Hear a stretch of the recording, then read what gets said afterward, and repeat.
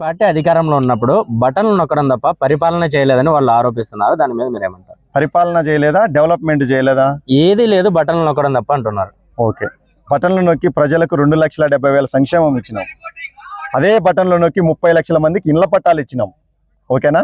అదే బటన్లు నొక్కి డ్వాక్రా మహిళలకు రుణం 0 వడ్డీ రుణాలు మాఫీ చేసినాం. అదే బటన్లు నొక్కి ఆరోగ్యశ్రీని 25 లక్షలకు పెంచినాం.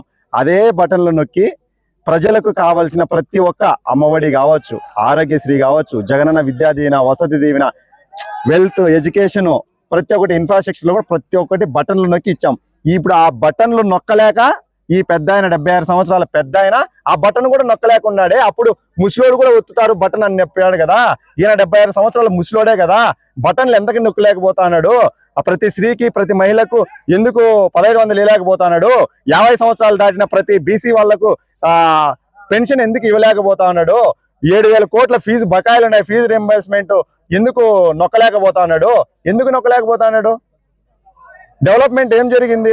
2,90,000 కోట్లు అప్పు చేసినారు 19 నెలల్లో. కానీ జగన్మోహన్ రెడ్డి గారు 5 సంవత్సరాల్లో, 2 సంవత్సరాలు కరోనా పోయినప్పటికీ 3 సంవత్సరాల్లో 15,000 సచివాలయాలు కట్టినారు. చూసినారా? మీ ఊర్లలో కనపడతాయా చుట్టుపక్కల?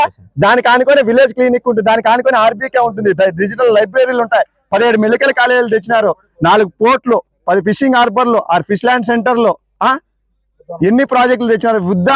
ఉద్దానం ఎంత పెద్ద ప్రాజెక్ట్, 800 కోట్ల ప్రాజెక్ట్. కిడ్నీ రీసెర్చ్ సెంటర్, అది వాళ్ళ కళ, 2 దశాబ్దాల కళ వాళ్ళది. అన్ని చేసిన డెవలప్మెంట్ కనపడాలా అంటారు? విజయవాడలో ఫ్లైఓవర్ కట్టింది ఎవరు? అనంతపూర్లో ఫ్లైఓవర్ కట్టింది ఎవరు? తిరుపతిలో ఫ్లైఓవర్లు కట్టింది ఎవరు? నువ్వేం చేసినావు 19 నెలల్లో?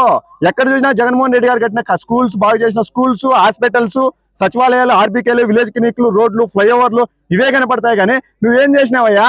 నువ్వేమంటావు? అద్దామంటే తిరుపతి లడ్డు, గొడ్డలు అంటావు, హిందూ కాదంటావు, క్రిస్టియన్ అంటావు. ఇవి తప్ప నువ్వేం చేస్తున్నావు? డైవర్షన్ పాలిటిక్సే. మీరు చేసినది చెప్పండి. 2,90,000 కోట్లు అప్పు చేశారు, కనీసం ఫీజు రీఎంబర్స్మెంట్ ఇవ్వలేకపోతున్నారు. 7,000 కోట్లు అప్పు పెట్టారు. ఇప్పటికీ దాదాపు 13 నుంచి 14 డిపార్ట్మెంట్ గవర్నమెంట్ ఉద్యోగస్తులు జీతాలు ఎలా? మీరు ఏం చేస్తున్నారు అంత తప్పులు చేసి?